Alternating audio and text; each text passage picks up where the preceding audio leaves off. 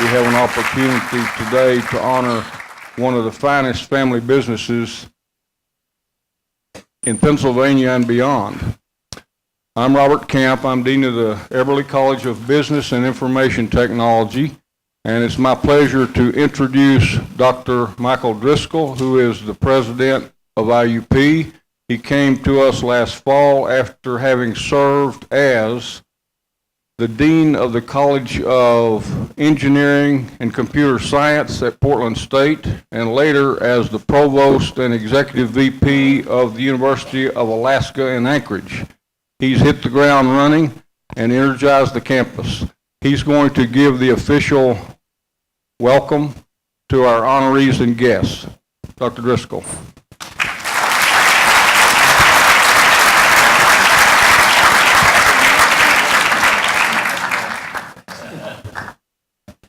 We were talking about the impression my back would give to the people we're honoring here today. I'm going to stand over here maybe because you've seen enough. We're really pleased to be able to recognize, as Dean Campus said, one of the great family businesses in this country here this morning. And so I welcome each and every one of you here. And I want to talk about a couple of things. I want to talk a little bit about your impact on IUP, and I also want to talk a little bit about what I see as so wonderful in your business. Just a couple remarks, if I may. So the reality is that the Sheetz family has made remarkable contributions in many ways to IUP and to Indiana. Louis' service on the foundation board for IUP for 6 years, I think, during some remarkable change and growth in this campus and expansion of the scope of the foundation. Just remarkable. So as you look around at some of the great new residence halls on campus, as you look at the scholarships that are provided to students, Louis' leadership really made a big difference in that time, and we appreciate that a great deal. If you were to go across the street to the Kovalchik Convention and Athletic Center, you would find a remarkable building that is a showpiece among institutions of higher education across the country. And the Sheetz family and the business were just absolutely invaluable in making sure we got that project done and done correctly. And it's nice to know that we're having record attendance at a lot of events. Couple good seasons in our sports, so there was a lot of viewing of the sign that says Sheetz on it in the Jumbotron, and so we're happy to have that visible recognition of your great contributions and work here. The reality is, I think, that if you were to look on our website and search for Sheetz, I am told, this is a quantitative thing, so let me read it, there are 16 pages of entries, and those range across the spectrum. We have students talking about the business and looking at the great things that you've done, and as an example, and how you are the place to be. Each of your locations brings something in the vicinity. So students meet at those places in wonderful ways. So I'm new. I'm here 9.5 months, more or less, and one of the things that I think is really incredible is how you are present in everyone's life. Well, not you individually necessarily, but the business is so present. So we're going to meet at the Sheetz and then we're going to go. Or I was in Washington, D.C. a few weeks ago, and everyone said, oh yeah, we saw you at the Sheetz on our trip there. We had some alumni events and everything. I think that was the one in Bedford or something. But it's remarkable how much wonderful business is transacted at your locations. I don't think you get a cut of that at this point, but you could work on that. The fundamental, though, and one of the reasons that I'm glad we're recognizing you here today is the model that you present for successful business, starting with the right values, finding the right niche, finding a way to do it better than anyone else in a way that focuses on customer service is just remarkable. So everyone always looks for your location. We'll just get to the Sheetz and then we'll be able to take a break because it's a safe, comfortable, good place to be. And also it's interesting as I've talked to folks who work for you and they say what a great place it is to work and what wonderful values that infuse what is visible to the customer, also visible to your family, I guess I would say in the broadest possible sense at the business. So you represent what I hope all of our students learn how to be, entrepreneurial, successful, but also based on those great values of customer service and treating people correctly throughout. So it's wonderful to be able to recognize you here today. I am just so pleased to be able to be a part of that, and welcome and congratulations.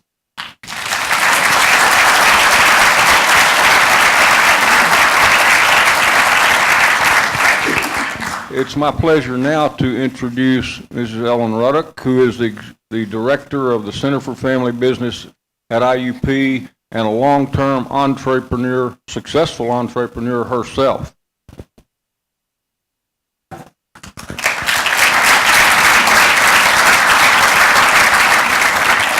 Good morning and welcome. There are a few dignitaries here who have come to celebrate our honoring of the Sheetz family this morning. Folks, as I call your name, if you would just raise your hand so our students and our guests know who you are and where you are for a visiting time a little later. I expected Caitlin King from Senator Toomey's office. Caitlin, if you're here, there she is. Welcome. Ron Noko, representing Congressman Bill Schuster's office.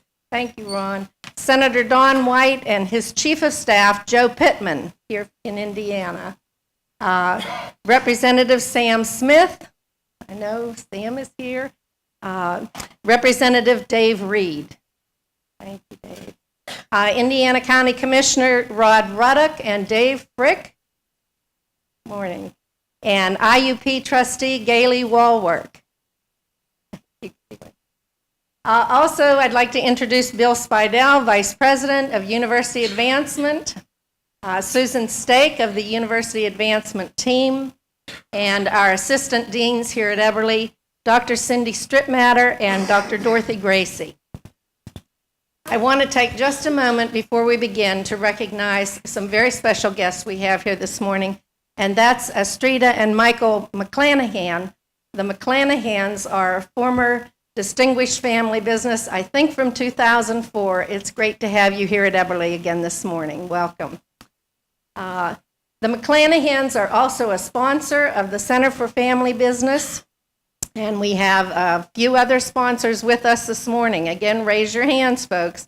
Bill Estician and Ann Paris of Rothman Gordon Attorneys, good morning, in Pittsburgh. And also Brian Wall, Mass Mutual of Pittsburgh.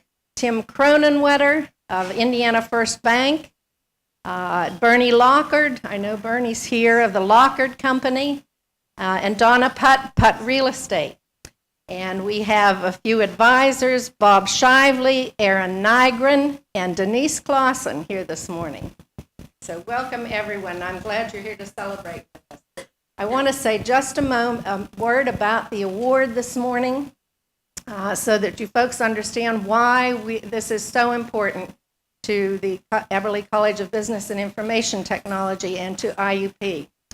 Approximately 90% of U.S. businesses are family-owned firms, and they range in size from the mom-and-pop business to the size of Walmart, Ford, Mars, and Marriott. They represent 64% of the gross domestic product, and they employ more than 62% of our entire U.S. workforce. The Center for Family Business mission is to provide educational forums on succession, leadership, and whatever relevant topic is necessary to those family business owners and their management teams. Actually, annually, the Center for Family Business recognizes a family, such as our Sheetz family here this morning, one who has achieved excellence in their industry, a family who has contributed much to their community, and a family who has succeeded themselves to the next generation of management. In these mission efforts, we strive to increase the awareness of the importance of family-owned businesses in our economy and the importance of the jobs they provide. Today, we honor the Sheetz family. Truly a remarkable business model. Sheetz stores have a reputation as one of the best places to work. It's true. And I've found that to a person, this family demonstrates the passion for their vision and their founder's vision of being the best convenience retailer in the world. So we are ready to roll, and I'm going to introduce the members here this morning and some family members in the audience, and we'll be ready for our program. Stan Sheetz is President and CEO. Steve Sheetz is Chairman. Louis Sheetz is Executive Vice President of Marketing. Louis' wife, Holly, is in the audience. Holly, if you... Louis is an IUP graduate. We're so proud to have him here this morning. Joe Sheetz is Executive Vice President of Finance and Store Development. Travis is here with his wife, Erica. She's not here? Okay. Travis is, is Executive Vice President of Operations. And Adam Sheetz is Director of Regional Operations. Ryan is Director of Recruitment and Staffing. I want to introduce Ashley Sheetz, who is, Ashley, would you raise your hand there? Social Media Coordinator. And Polly Sheetz, who is daughter of the founder and sister to Stan Sheetz. So welcome, everyone. And Louis, I turn the program over to you. Thank you so much.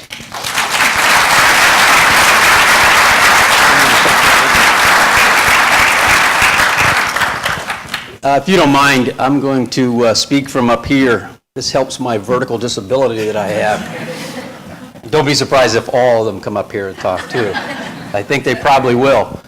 Well, because I'm the IUP alum, I guess I'm asked to say some thank yous first. And a lot of those, indeed, I certainly want to thank President and Dr. Driscoll, Dr. Camp, Dr. Ruddick, here with the Center for Family Business. Certainly want to thank all of the guests that came out to help us celebrate. We are most thankful for this recognition. It's quite an honor for our family. I want to thank all you students for being here as well. Of course, you probably didn't have much choice. This is class, right? And I want to thank a bunch of Sheetz people that came that are sitting up front here to help us celebrate as well. When Bill Speidel first introduced this idea to me a few months ago, he asked if the family wouldn't consider being a recipient for this prestigious Family Business Award. And I said, well, hell yes, we'd love to have that.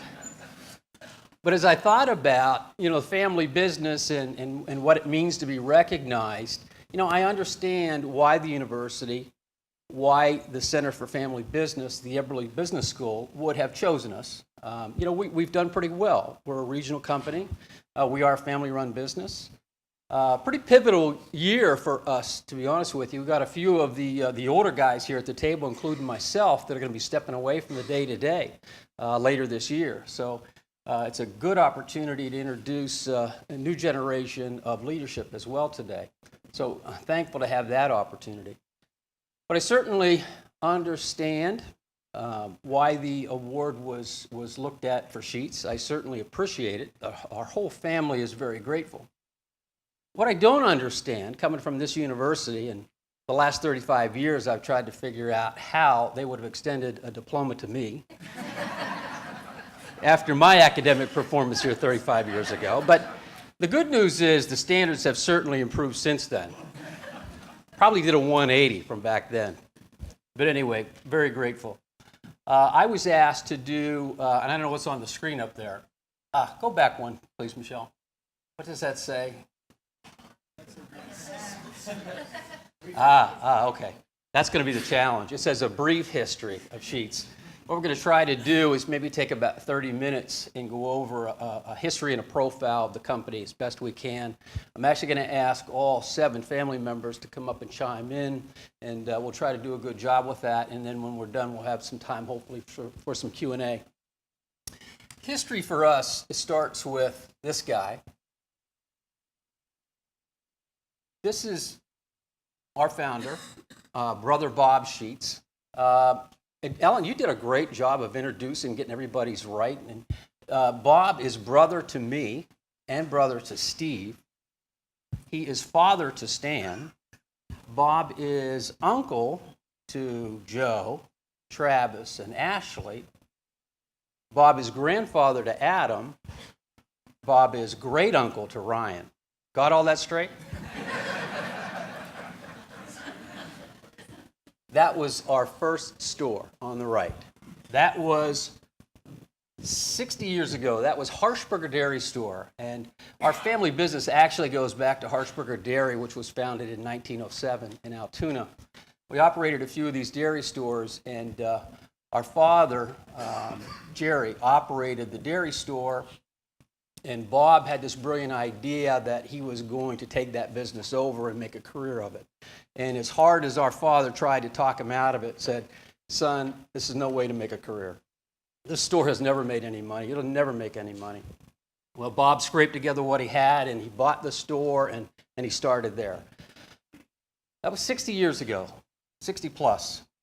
Today we operate from that store that would never make any money, 442 locations today in 6 states, over 15,000 employees, annual sales of over $6.3 billion. So we've come a long way from that store that wasn't going to amount to anything. And a lot has changed in 60 years, and you might ask, well, what's so different about the business today than 60 years ago? Well, 60 years ago, first off, there were no convenience stores. And the customers are a lot different. I should say today's customers are a lot different. You know, today's customer is very time-starved. And that just increases the value of convenience. Today's customers are all on the go, and you all know that yourself. And when they're on the go, they're looking for whatever they want, how they want it, whenever they want it, wherever they want it. You know, it seems every day customers are telling us they want it faster, they want it better, they want it cheaper. And you might say that's an awful lot to ask. But we don't think so. And we think in our business today, that's really the cost of doing business. And our charge is to try and separate ourselves, try and create a unique point of difference. And we've tried to do that over the years, primarily focused on people, you know, with a philosophy that says, take care of our people, they'll take care of our customers. But we've also tried to focus on family values that have been important to us since Bob first opened that store 60 years ago. And I'm going to ask Steve to come up and talk a little bit about the family business, what it's meant, how we run it. Steve?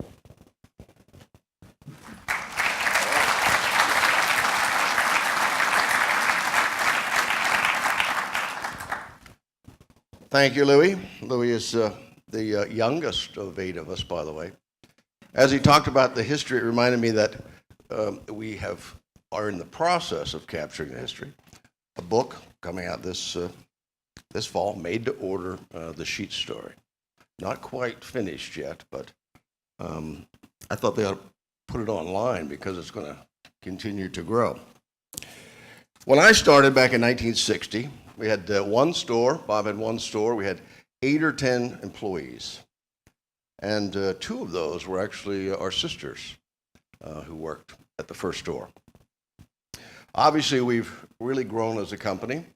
And thanks to several of my siblings, Louis and Holly especially, we now have 79 descendants and spouses of those 8 siblings.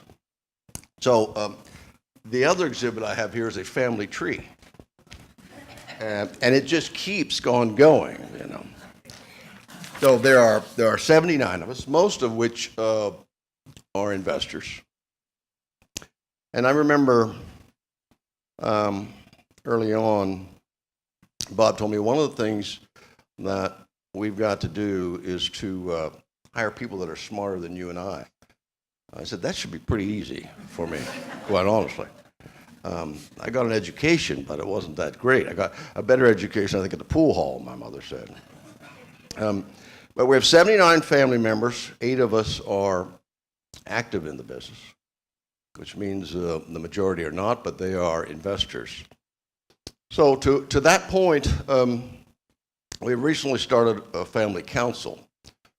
And that family council is really about, as we looked at the governance, as Louis said, we're kind of changing generations. those of us who've got a little older are getting ready to pass the baton on to some of these youngsters you'll hear from. Part of that family governance, we thought it important to have a family council. Because in the end, what we really would like is for Sheetz to remain a privately owned family business. As Stan says, we can assure that from the grave, but we're doing our best, I think, to try to set up the governance and the family council to at least give the next generations a shot, hopefully at making it another 61 years. We all get along. I know it's hard to believe. We all get along well. We always have. Hopefully always will. In some regards, we separate the family and business in that, you know, people are held accountable, whether you're Sheetz or not a Sheetz. And you're certainly not guaranteed a job if your name is Sheetz. I remember trying to recruit Joe years back, because typically when you come out of college as a Sheetz, typically we like you to work 3 years somewhere else. Get away from us for a while and get somebody else's thinking. We did that with Stan, who spent his early days in New York City. And then Joe I tried to recruit from Philadelphia, and he said, no thanks. My wife actually makes more money than I do, so I'm not coming back.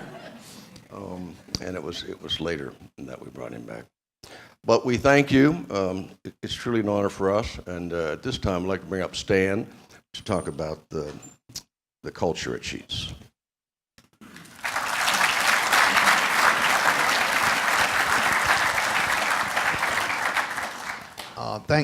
Thank you, Coach. Steve, we call him Coach at the office. I'm not sure why. I think it took him a while to develop into the role of coach. Because prior to being a coach, I can't say what he was. Yeah. What? Louis? He was a dictator. Okay. But he's really developed. He really developed well when he had to, and that's really all that matters. I will echo what Louis and Steve have already said. Thank you all very much for having us and honoring us. It's really an honor to do this, and thanks to all of you young minds who are attending today. I hope your mind's clearer than Louis's mind was when he was here for his 4-year drinking session. But right, Louis? Right. Okay. That's right.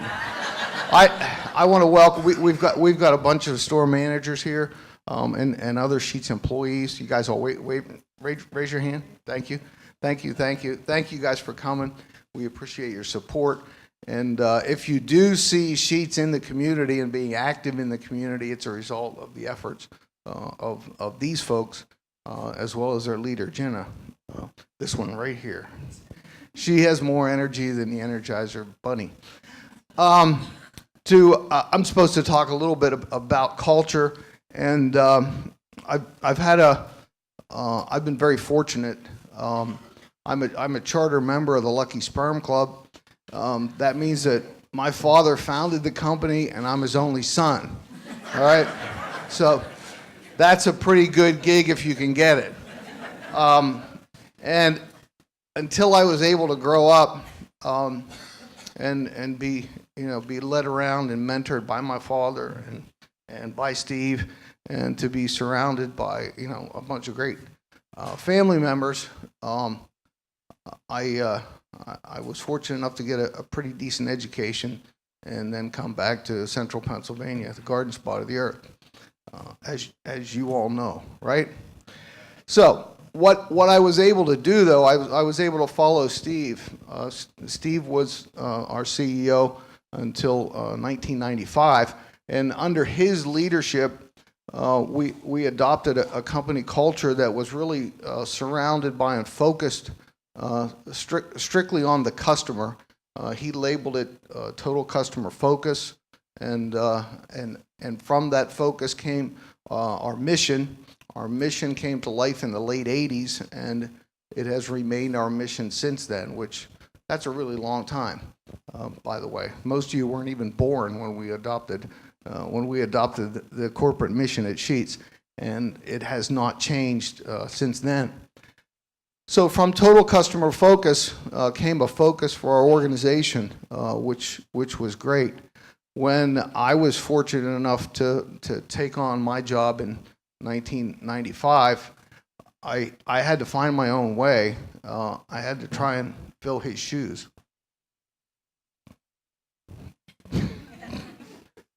That was tough.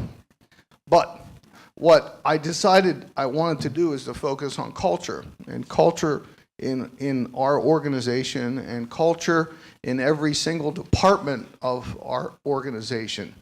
We've been really lucky to grow as much as we have. I think when I took over, we had 175 stores and maybe 2,000 employees, and as you grow from that large base, it really becomes a challenge to duplicate the culture of our organization, because we don't franchise any stores. We as a company own and operate all the stores. And I tell the store managers when I get to speak with them in training that look, our family name is on the door, and our family name is on the sign, and our family name is on those big beautiful canopies. But when you pull out the financial statement, you don't see our family name. You see the name of the store manager, because they're the ones who are responsible for their store, and they're responsible for the culture inside their four walls. And I'm a very firm believer that whatever culture you create within a retail establishment, that culture will come across the counter, and that culture will go directly to the customer. And when you have a positive culture inside your store, what will come across the counter is a positive culture to the customer, and the customer will feel welcome. And that, I think, is the true essence of total customer focus. I focus on culture all the time. I ask myself on a regular basis, how will this decision that we're about to make impact our customers, and how will this decision impact our employees? And ultimately, how will this decision impact our culture? Because that's what it's all about. Our culture goes across the counter, and it touches you as a customer. And that's when our brand, the Sheetz brand, comes to life. And with that, I'm going to turn it over to our new brand manager, Ryan Sheetz. Come on up here, Ryan. Thank you.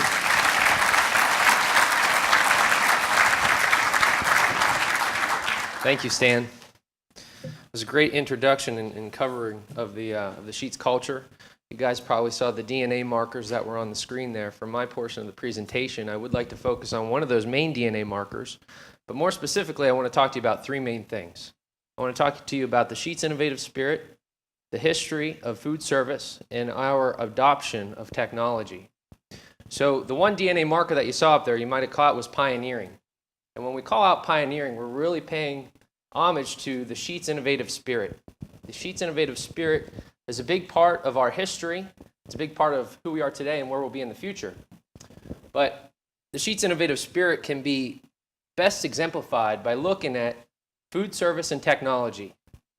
And to begin our understanding about that, I thought I would take you back through history, talk about a time period, late 70s, early 80s. See some store managers who were active with us back then, but if you talk to one of those folks who were running our stores in the late 70s, early 80s, they might describe the environment as the Wild Wild West, okay? And what that meant was that as a store manager at that time, you had a certain level of autonomy to go out there and run your store. You could go and wheel and deal and hustle and bustle and try any big idea you thought would work to help get that incremental sale. So in an environment like that, innovative spirits can thrive, okay? And it leads to a lot of ideas, a lot of bad ideas, okay? Looking across the crowd here, I see some people who are probably selling plants and flowers come springtime, probably selling live bait and tackle come fishing season. Two of my favorite stories, we sold Christmas trees at Christmas time, and we even had a store manager who would take his parking lot, fill it up with live turkeys, and sell them at Thanksgiving. Now that's pretty scary, and thank God we don't do that anymore. But for all of those bad ideas, we had a couple of good ones. And none better than an idea that came from Earl Springer, who was a store manager for us in Williamsport, Maryland, back in 1986. And this was actually, side note, this was a good exercise for me because I was 4 years old at the time, so I had to go back and refresh. But Earl, as a store manager, was looking for that next big idea to help his store get over the top. So to figure that out, Earl went on a trip. He toured his local competitive market. He went out and traveled to find new concepts. And there was one thing that stuck.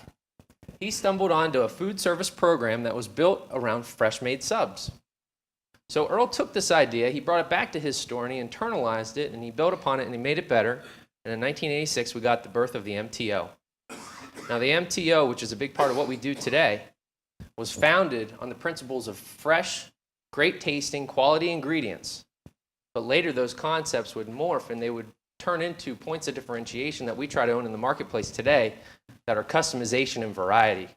Okay, so probably seeing a lot of screenshots of the Sheetz food. When you come into our store, we want you thinking customization and variety. There's so much to offer.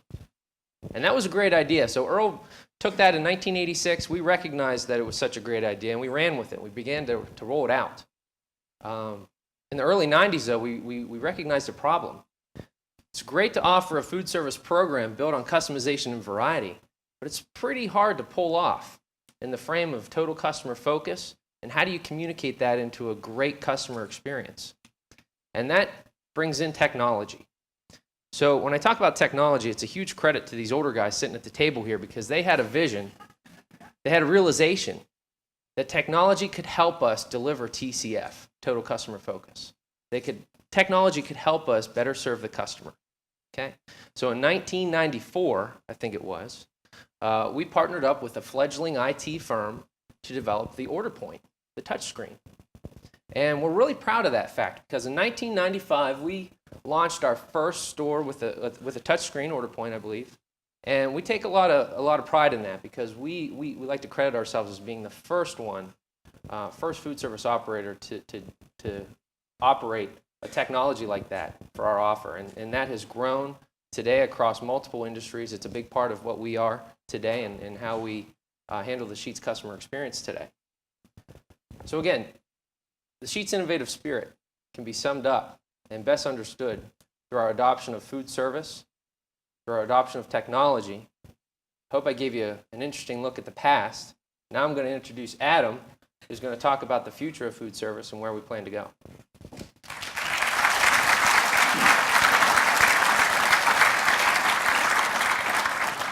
Thanks, Ryan. Our business has changed many times since 1952.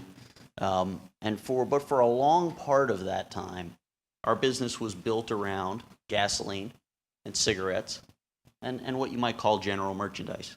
And when Earl invented the MTO in 1986, these guys sitting at the table realized that it might be, the key to our future. Because when you think about gasoline and cigarettes, gasoline consumption in the United States is not growing. Cigarette consumption and tobacco consumption in the United States is not growing. That leaves us one of our current three legs to really stand on and grow. And since Earl invented the MTO and we adopted it company-wide, these guys understand, and Steve and Louie's leadership, have tried to transform our company into a food and beverage company. They've tried to focus our strategic planning process year after year on topics related to food and beverage. And they've done a phenomenal job to the point where today we measure our food and beverage volume, not surprisingly, against quick serve restaurants. And we've reached the point where our volume per unit of food and beverage is equal to or greater than a lot of the national quick serve restaurant chains. We're ahead of the Burger Kings, Wendy's, Subways, etc. But the very top of that industry in terms of volume, the McDonald's, Chick-fil-A, some of those other folks, remain ahead of us. And in 2011, Stan recognized that we needed to focus down our food and beverage strategy because all of our growth to that point through the 80s and 90s and 2000s had come via the rollout of incremental programs, period after period, year after year, of planning sessions devoted to food year after year, but we didn't have a single well-articulated and focused strategy. Our target customer for a couple of decades, if you can believe it, was really anybody with a mouth and a wallet. And Stan recognized the need to rethink that. So we began a process of trying to identify what is the food and beverage strategy for our company going forward, because food and beverage is the leg that we need to stand on. And we decided on a couple of guiding principles. Number one is we narrowed down our target. So what we've said is, for the purpose of media, advertising, marketing, that our target customer will be a certain age demographic, and we've decided to focus on a younger age demographic. Second point of our strategy is that we've said that we will devote ourselves to constant research of that target customer's needs and wants. The third point is that we will target this customer through increased media spend.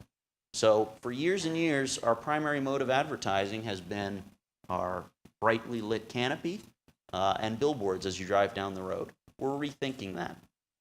We're trying to reach our target customer in the ways they want to be reached. And our social media program is going to be a big part of that. The fourth component of our strategy is the one that didn't really change. And that is that we have a differentiated food and beverage offer based around variety, customization, and being open 24/7. These are things that we've had since the 80s and that are not going to change. They're difficult for competitors to replicate. The last point of our strategy is around beverage. We feel that we can try to convert that cigarette and tobacco customer into our food and beverage offer, and that beverage is the gateway with our unmatched variety of beverages that we have in the store.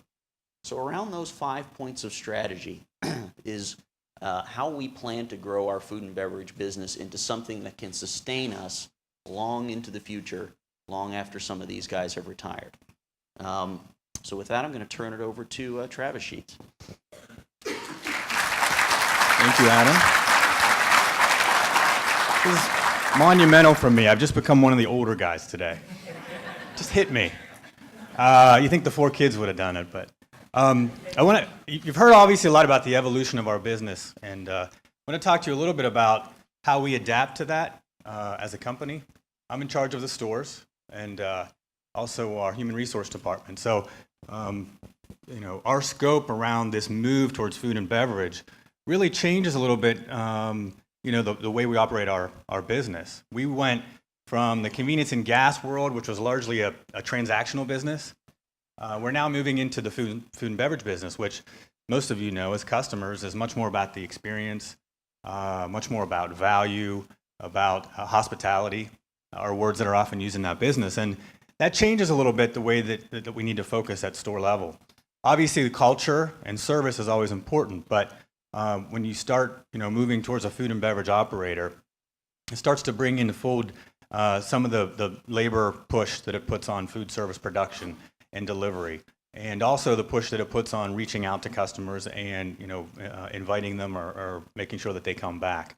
It's a little bit different from us. We went from, gas and cigarettes are really commodity kind of a business where price really drives it. As long as you have the right brand, even in some of the small snack items, if you have the right brand, then price really drives it. But we're now moving into a business where the experience is most important. And so we're asking our employees to, change their mindset a little bit. And it's what we call developing a strong food culture. So a strong culture is important in any business, as you've heard earlier today, but food culture is a little bit different. It's, as a manager, as an employee of the store, what is my primary focus? It's food service. It's on food service. It's on the experience. It's things that again, aren't measured by transactions, they're more measured by task, making sure that the store is clean, making sure that you're providing the welcoming atmosphere for employees, making sure that you're getting food out in a timely manner, but at the same time, not being too hasty where you don't deliver it accurately. Our brand is about MTO, or made to order. And so as I tell my people, it needs to be made to order, more at our place than anywhere else, because that's a promise that we put on the sign. We obviously, our focus in food service has expanded a little bit the model in terms of in what ways we offer it. So one of the things that's a new challenge for us operationally is we're installing drive-throughs in many of our new stores. That's a world that we haven't.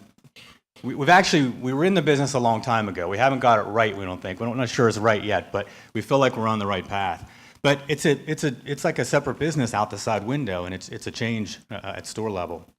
How do we make these changes? How do we get there? We get there through our people.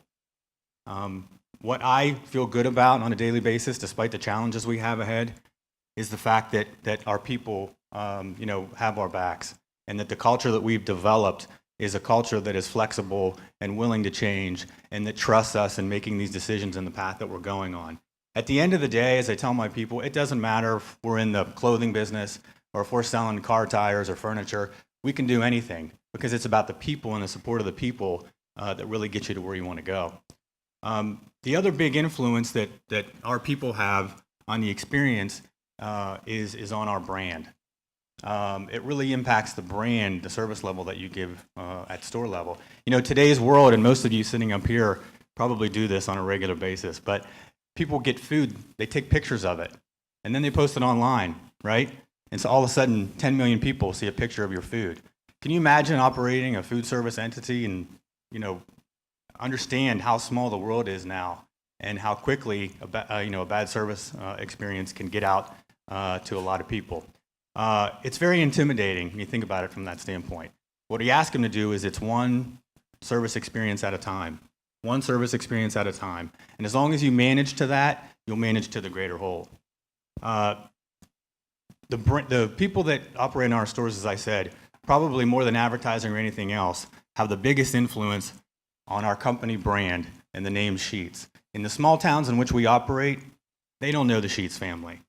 If you go to, particularly as we grow, we go to North Carolina and Ohio, many people don't even know we are a family.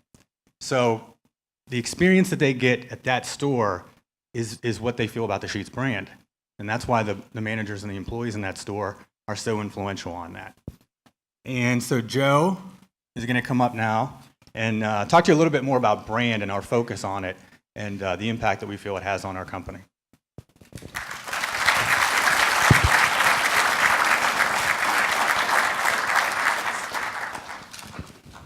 If you paid attention at the beginning when they were introducing everybody, they said I was Executive Vice President of Finance. So it makes complete and perfect sense that I'm the guy up here telling you about brand. I think that means a couple of things. I think that means no one wants to hear about finance, number one. And I think they want it to be short so we can get on to questions and answers. So it will be short. But because I'm not a marketing guru, so to speak, you did not get a quote from a marketing guru. You got a quote from who some people would call the father of management, which is Peter Drucker, and says business has only two functions, marketing and innovation. I don't know if I agree with that 100%, but those two are certainly critical to what we do.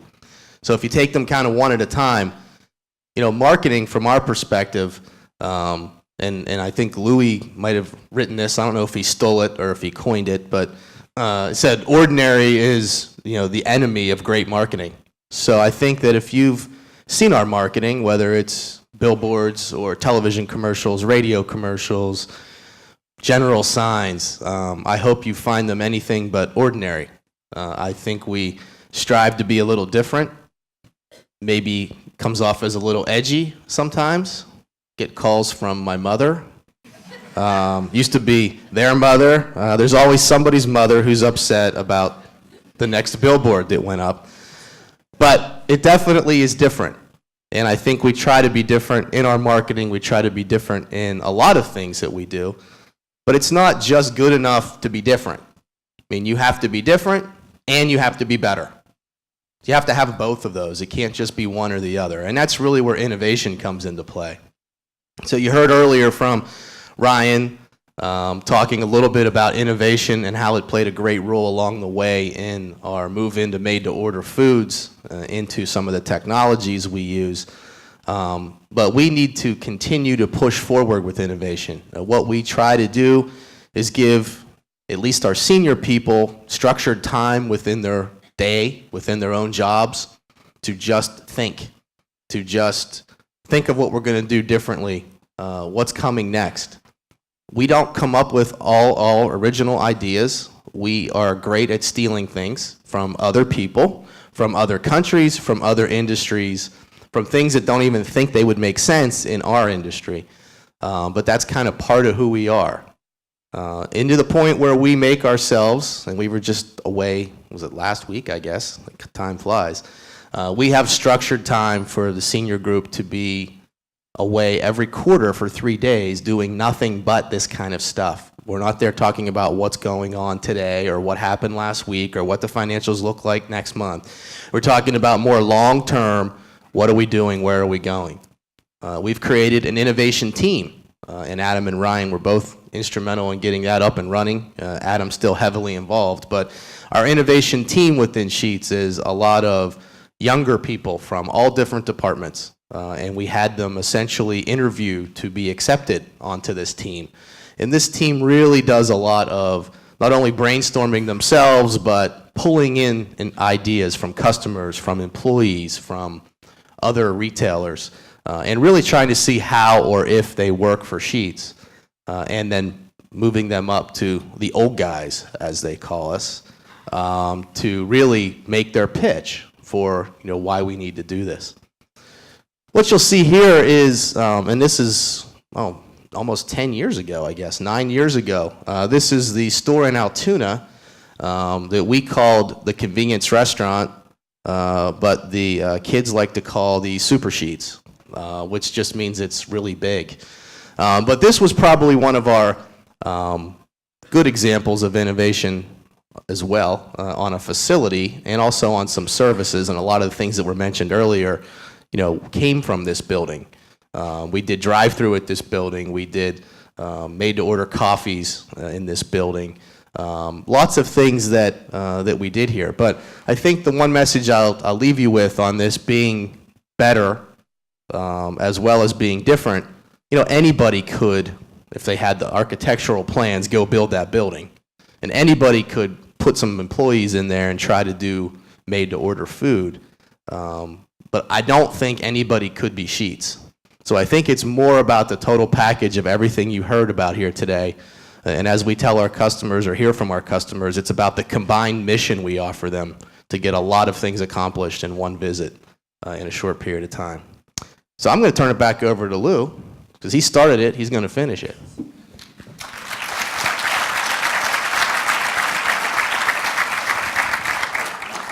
That's pretty good marketing speak for a bean counter, by the way.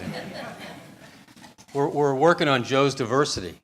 October 1st, Joe is going to be taking over the CEO position for the organization when this guy, the other old guy, Stan, retires. You're not retiring, you're moving into a chair position. I'm going to talk to you a little bit more about, and just to try and wrap up what you heard today. Hopefully what you heard today, and we wanted everybody to speak because we wanted you to see that this is very much a family-owned and operated business. Everybody here has devoted a lot of their career and time to this business and put a lot of passion and their soul into this business. And hopefully you heard that today. Let me share with you just a little bit this brand promise, or how we go to market, what we try to promise to our customers every day in every store. The Sheetz is the only place where people on the go can depend on convenience without compromise. And that means not only do I get it fast and in a convenient location, but it's good and I get good service. You don't have to compromise quality or great service just because it's conveniently placed. So that people can get what they want, the way they want it, every hour of the day, every day of the year, guaranteed. And we think it's our devotion to our customer that makes a difference and why Sheetz has been successful. Bob couldn't be here today. Bob is 78 today, our founder, Brother Bob, living a good life in Florida. Can't blame him. We couldn't get him up here today, unfortunately, but I would tell you, and these guys would tell you as well, Bob never dreamed that the organization, the company, would be as big as it is today and as successful as it is today. But Bob was very, very involved every step of the way in guiding this business. From that first business you saw on the first slide earlier today, that was a dairy store. And he moved that from a dairy store to a lunch counter restaurant. And he eventually moved that lunch counter restaurant store to a delicatessen. And over time, with Steve's help and Stan's help, he moved the Sheetz brand to a leading fuel marketer. So as Adam said, I believe, a lot of transition in the company. And today, we're moving, as Travis said, we're moving that business from a premier fuel marketer to a restaurant again. What we like to call a convenience restaurant. Thinking about family business and reflecting on our own family business, and you see a lot of family businesses out there, and the statistics Ellen had read earlier are really huge when you think about the impact that it has on America's economy. But you think about what family businesses make it and don't make it. Why are some successful and some aren't so successful? And I believe a big piece of our success has come from Bob and how he managed, as an entrepreneur, this business. Bob gave us all from day one. He has given us not only the responsibility, but the accountability to be successful, to figure it out. He seldom tried to tell you how to do it. Frankly, he probably didn't know how to do it, but he would not allow his way to do business or his ego to interfere with the development of the people that were going to be critical to have the business succeed. And from my point of view, I tend to look at a lot of businesses where you've got a do-it-my-way mentality or a highly egotistical entrepreneur or owner that just causes trouble for that business or family business. And again, although Bob maybe would have never dreamt that we would be here today, we gladly, all of us, accept this honor and recognition in his honor. So thank you very much.